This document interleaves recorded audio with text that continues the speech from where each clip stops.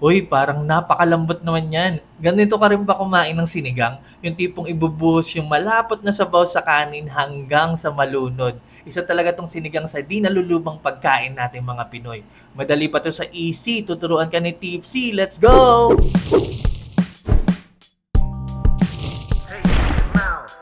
Yo, welcome to Pimp Your Food. Yan nga at nag-uulan na naman. Masarap na naman humigop ng mainit na sabaw. Luto tayo ng super basic, no skill needed pork sinigang. Meron ako ditong spare ribs, buto-buto. Sinamahan ko syempre ng yempo para masarap, di ba?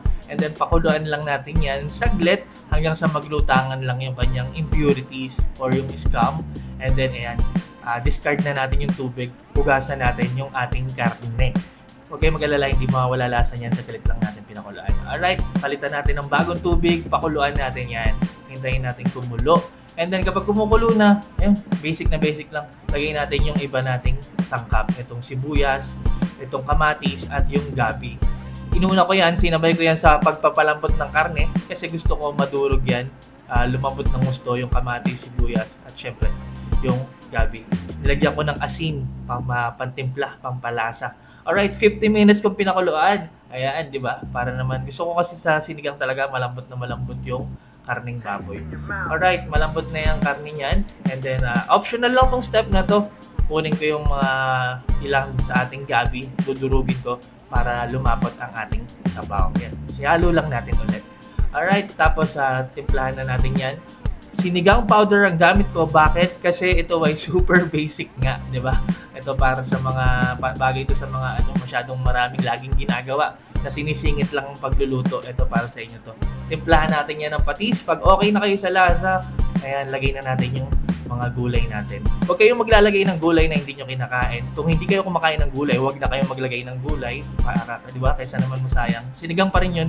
And then to, maraming sili kasi gagamitin ko yan sa sausawan. Masarap sa sausawan yan na may patis. Yung ang siling haba na niluto sa sinigang. Alright, ayan, kapag malambot na, okay na kayo sa pagkakaluto ng mga gulay. Naglagay pa ako ng kamatis. Optional lang yun kasi gusto ko may nakakain na buong kamatis. And then yung ating mga dahon-dahon.